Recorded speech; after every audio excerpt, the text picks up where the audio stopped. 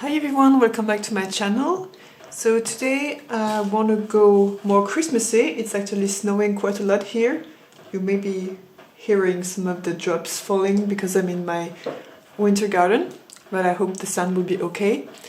And what I want to do is to try to do some northern lights today. So I've never tackled this subject. I've looked at a few references on Instagram of people painting them with watercolors, and it looked like a very fun way. So I'm just gonna do some very small thumbnails. Let me grab my eraser. Okay, so I'm just gonna do very quick, very small thumbnails, and it's mostly to try to get the colors in because I have no idea which colors I want to use. Like, I have an idea of the atmosphere I want, so I want something very like the classical lights of northern lights, so a lot of green, yellow, maybe a tiny bit of red or pink. But let's see, so I'll probably be doing a wet on wet, and then I'm gonna move to 100% cotton watercolor paper, so it won't behave the same at all, but we'll have to see how it transfers. I'm just gonna zoom in because it's pretty far for you here. So this is what it looks like, my free tests. So as you can see, the first one was really testing the colors. The second one, I worked a little bit more on the composition, and here I tried to work a little bit more on having a dark sky and having more reflection of the lake and working a bit on this. I don't think I'm going to be using this one. I think I'm going to jump straight into my 100% watercolor paper. So let me just zoom out again. Okay, so that you can see the whole paper. So I'm going to keep those to the side to have some color reference, and then see what I can do with this.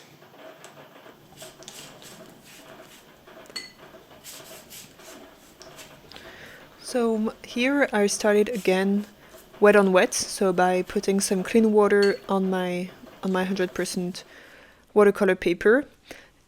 And I didn't want to put too much water because I didn't want everything to go in every direction. I just wanted to have like a smooth, watery surface. And once the whole paper was wet enough, I switched to a smaller brush, and it's also a round brush, and I started with the sky, so putting first the yellow and working on the similar shapes than the one I used. And here already you can see that it kind of flows, but it really did not flow as much as I was expecting, and there were some spots where it did almost some dry brush effects. So like for instance here when I'm putting the green, you can see that I already have some dry brush effects, and I think I really did not wet the paper enough. And as you will see after, I'm struggling with this thread the whole video actually, like water control and how much water to put and how to make things flowy but not like completely, the colors not completely going into one another and being very muddy. So it's very much something I struggled with, and here I was not really happy of how it was flowing, so I used a clean brush and kind of swept it in an upward motion to kind of help the paint to flow a little bit more.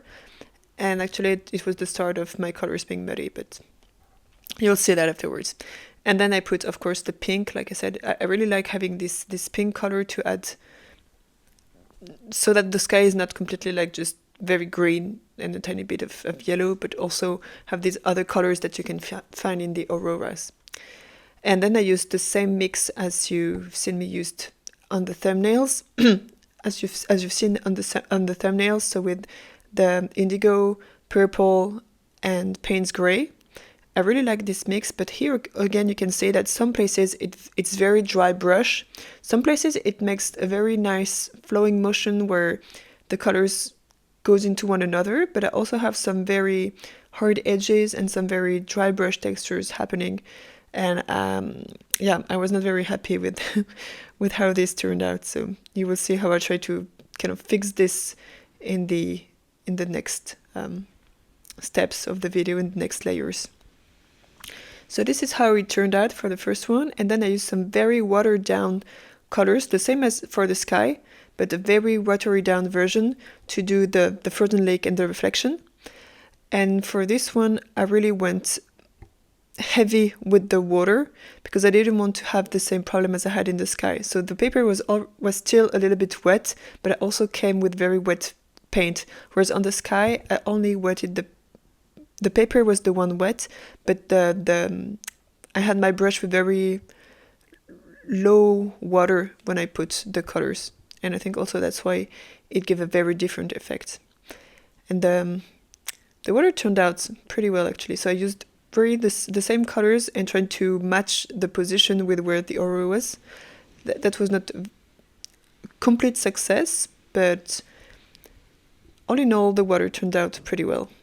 And then, like I said, I was a bit annoyed with how it turned out, so I tried to fix it by putting some more water and some more paints in some places and help it flow by tilting the paper. And yeah, it turned out well on the water. Even if I had some blooming, it worked well for the water, I think, to have some blooming. But on the sky, I had a lot of blooming because I put too much water and not everywhere. So it make this weird textures in the sky that I will try to fix in the other parts of this video. So then I moved on to a second one because I wasn't really happy with how the first one turned out, but I thought I learned a bit more on how I could tackle it. So I tried on a smaller scale where the first one was drying. I tried to do another one, and here I applied way more water on the first, from the base of my wet on wet technique. And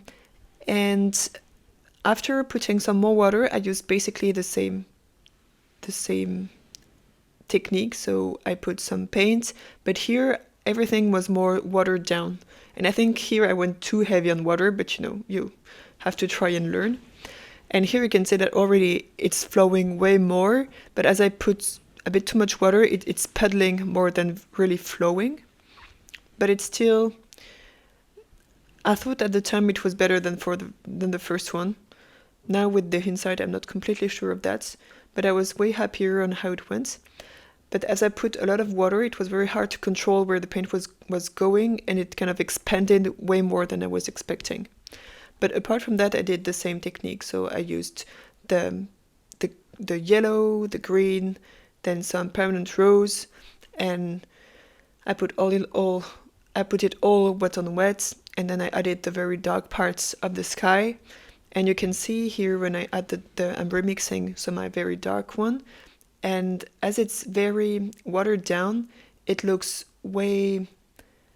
less intense, and it looks lighter than on my first attempt. Because my first attempt, it was almost dry paint that I was putting, and the paper wasn't wet enough.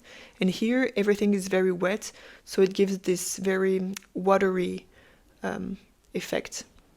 And here I'm tilting my paper to try to help the paint flow in the direction I want it, so kind of vertical direction. It doesn't work that well, but I was trying, I was just trying to do some things. And I'm helping it also with the brush to kind of, I don't know, encourage the paint in going in the direction I want it to go. Of course, with a clean brush. So then I went back to the first one, and I decided to add a thin layer of water, like not that thin actually, but to add some clean water everywhere, and to be very gentle, not to disturb the underneath layer. So I used a very soft brush, and I went over everything with clean water, because I thought the blooming and the effects I had were because my water was not everywhere, so it makes some weird edges. And then I did the same, like I put some color and I tried to make it flow, and I thought like maybe if I put the water and everything is wet, it will flow better in a way. But yeah, it was a lot of water on an already very watered surface, and I'm not sure it was such a good idea to do that, but I was trying to fix what I've seen as a mistake. And it just made some more blooming and some more parts where the sky became very light because the water became very watered down. The color became very watered down. So yeah, it was still frustrating. So I went back to the other one and let this one first, the first one, to dry. And on the second one, the effect was very diffuse in a way. It was not as intense as in the first one. And I decided that the sky was way too light, so I went over with the dark paint on the sky. And here it was a bit easier because the paper was not entirely dry, it was still a little bit damp, and so I didn't have that many hard edges when I went over. I could darken up the sky without having so many dark edges, a little bit, but not so many. And then I added the frozen lake, the reflection, in the same way as same passion as I did for the first one, so watered down color and adding the sky colors also on top. So this is how it turned out. And then I went over to this one. So this is a very ugly phase of the first one. I also tried to add the mountains at some point. And here I was like, okay, let's just add some details, add the mountains, see what I can do with that. So I decided to go with very tall mountains, but in the very background. And then I decided to go for hard edges on the sky. And I just used my dark color and darkened the sky where there was all this blooming. So it covered all the blooming, but it created some very dark edges because it was wet on dry. So of course the paint was wet, but the paper was very dry at that point.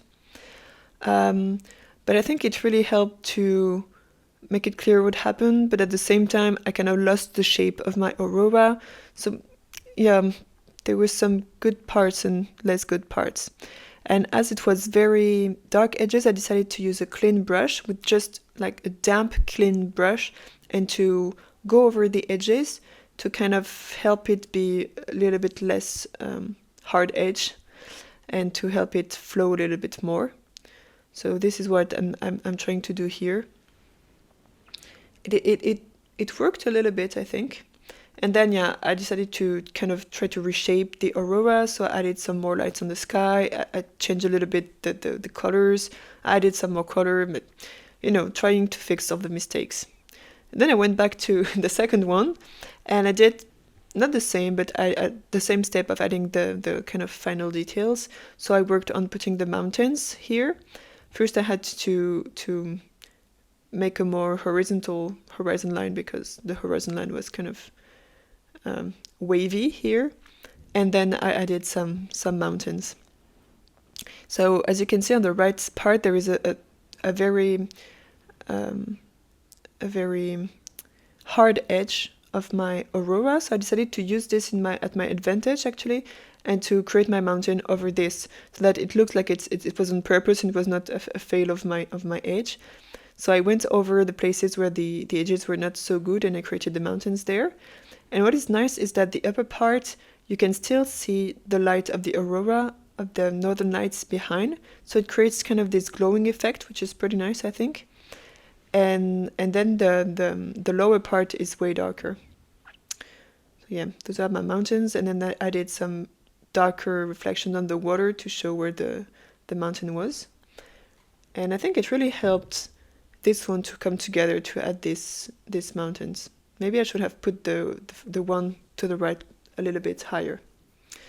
So back to this very crazy first attempt. Here I decided to try, and I used some very liquidy gouache. So it's actually a poor quality gouache, which is kind of liquidy and transparent. And I used a feathering dry brush technique to create the glowing effect of the aurora, and to kind of cover some of the edges that were not so nice. And actually, I think this technique worked pretty well. I used the same colors as the one that were on the northern lights. So I used a yellow, a green, and a kind of purple, of pink, sorry, which was much more red than I expected. So that was also a bit of a problem.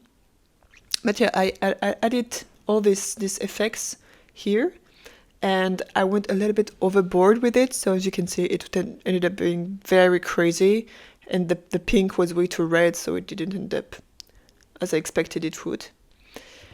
But I think it helped me also to understand what I could do, what worked, what didn't work. And of course I decided to do the same on this one, so I used the same dry brush technique with gouache to do it. And then I went with a brush pen and I did some trees on the foreground. And I really liked how this kind of mixed media thing worked. So having the brush pen, the fine liners on top of the watercolor with a tiny bit of gouache, I think it gave very much this, I don't know, this kind of animation or Christmas card, like not realistic look. And as the mountains also are very round and very soft, I think it participates in giving a very nice vibe to the whole thing. So it's me popping again. I've just, after all of those ones, I continued actually working on them. So here, as you can see, I've added some more effects. I think I went a little bit overboard with the effects, but it was fun to try, and it was a nice way of understanding what worked and what didn't work. And I added also some snow with some light reflection here. And it turned out crazy, but I kind of like it.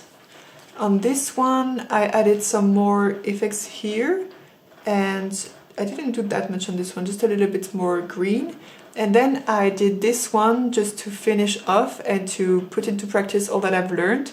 And so for this one, I started exactly the same as the one here. So I wet all the paper, I put first the yellow, then the green, then the pink. I did wet on wet for the water here. And then I did kind of the same, but worked a little bit more on how the light was going up. I used my green to kind of push it up, and I used my watercolor with a tiny bit of white gouache to do this actually. And I worked also on the background and doing all the different mountains, and I didn't want to put any of the pen on this one. So I think I'm going to keep it like this. And I really like how the whole page turned out in the end. So as you can see, here is the whole thing where I try to do Northern Lights. This one lacks a little bit of light actually. It's all dark because I kind of muddied the sky with doing again the dark parts, but the other two turned out pretty well, and I think the last one turned out really nice. So this is just how I learned to tackle new subjects, and I hope you enjoyed seeing how this journey unfolded. And I will try to edit this and add my future me in a way where it makes sense. And yeah, so I hope it inspired you to try Northern Lights and to try to tackle new subjects. I really had no idea how to do this. I only watched like 2 things on Instagram and a video from Sarah Burns. I will link it in the description. And that was all my knowledge about Northern Lights. But it was really a fun subject to try. And as everyone is talking about Northern Lights right now because they are in Europe, I thought it was the perfect time of the year to try to tackle them. And it's a fun subject. I will probably do some of those again. And if you'd like to see me try some new subjects, just let me know in the comments and I'll see what I can do. And I hope to see you in my next video. Bye!